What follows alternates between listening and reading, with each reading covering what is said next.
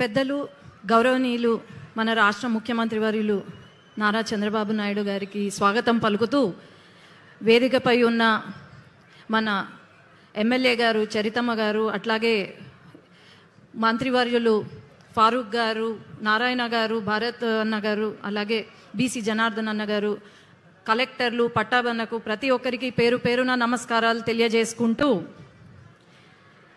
అధికారంలోకి వచ్చిన తర్వాత ఒక్క క్షణం తీరిక లేకుండా, విశ్రాంతి లేకుండా ప్రజల కోసం, ప్రజల వెంట, ప్రజల సమస్యలు తెలుసుకోవడానికి, అట్లాగే ఆ సమస్యలను వెంటనే తీర్చడానికి ప్రతి క్షణం కష్టపడుతూ మన ముఖ్యమంత్రి గారు ఊరు నియోజకవర్గము అంతా తిరుగుతున్నారు.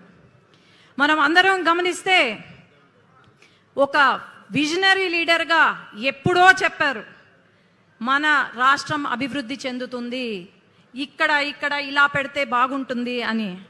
ఇప్పుడు ఆ కళ నెరవేరబోతుంది. మనము మన కోసం మన ముఖ్యమంత్రి గారు ఎన్నో అవమానాలు భరించారు, ఎన్నో కష్టాలు, ఎన్నో నష్టాలు ఎదుర్కొన్నారు. మన అందరితో పాటు ఆయన కూడా మన వెంట ఉన్నారు. కానీ ఒక్కటి గమనించండి, 5 సంవత్సరాలు పట్టింది జగన్మోహన్ రెడ్డి గారికి పెన్షన్లు 1000 రూపాయలు పెంచడానికి. కానీ మనం అధికారంలోకి రాగానే వెంటనే 4000 రూపాయలు పెన్షన్లు చేసి, అట్లాగే హ్యాండిక్యాప్డ్కి 6000, 10,000 మనం పెన్షన్లు ఇచ్చాం. అట్లాగే మొదటి సంతకం లోకేష్ అన్న చెప్పారు, మెగా డిఎస్సి పైన సంతకం పెట్టబోతున్నాము అని. వచ్చిన వెంటనే మెగా డిఎస్సి పైన సంతకం పెట్టారు. ఈరోజు రాయలసీమ గత 6 సంవత్సరాల్లో రాయలసీమను రాళ్లసీమగా మార్చారు.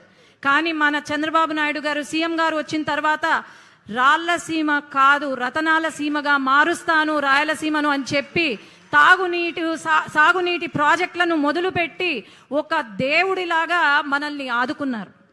అట్లాగే ఒక్క ఉద్యోగం ఇవ్వలేదు వైఎస్ జగన్మోహన్ రెడ్డి. అలాంటిది ఈరోజు నారా లోకేష్ అన్న కంకణం కట్టుకొని 20 లక్షల ఉద్యోగాలు ఖచ్చితంగా ఇస్తాము, ఇంటింటికి ఒక ఉద్యోగం ఖచ్చితంగా ఉంటుంది అని చెప్పి కంకణం కట్టుకొని మరి ఎన్నో పరిశ్రమలు మీరు గమనిస్తే లూలు, మైక్రోసాఫ్ట్, టీసీఎస్, గూగుల్ ఇలాంటి పెద్ద పరిశ్రమలు తీసుకొస్తున్నారు. ఒక అన్నలాగా నారా లోకేష్ అన్న ఆదుకుంటున్నారు మనల్ని.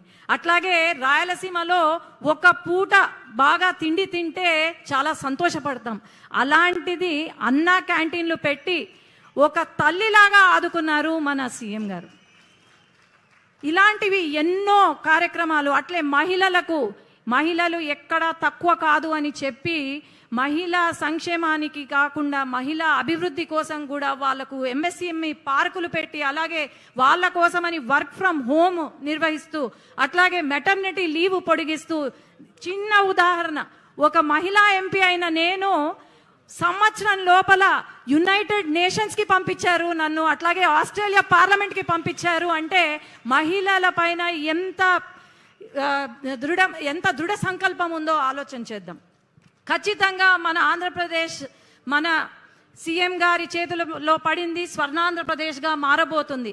అట్లాగే కొన్ని సమస్యలు మన నియోజకవర్గంలో, అలాగే నంద్యాల పార్లమెంట్కి వచ్చాను కాబట్టి గుండకాయ లాంటి గుండ్రేవుల ప్రాజెక్టు పూర్తి చేయాలని, అలాగే మన గోరుకల్లు రిజర్వాయర్ ప్రతిసారి లీకేజ్ అవుతుంది, టెంపరీగా కన్స్ట్రక్ట్ చేస్తున్నారు, రిపేర్స్ చేస్తున్నారు, కానీ పర్మనెంట్ సొల్యూషన్ రావట్లేదు, ఫుల్ లెవెల్లో అచీవ్ కావట్లేదు. కాబట్టి ఈ గుండ్రేవుల ప్రాజెక్ట్కి కూడా పర్మనెంట్ సొల్యూషన్ ఇవ్వాలా అని చెప్పి నేను కోరుకుంటున్నాను.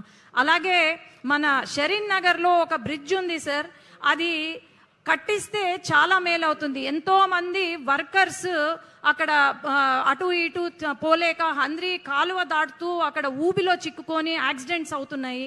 కాబట్టి అక్కడ ఆ బ్రిడ్జ్ కూడా పూర్తి చేయాలి.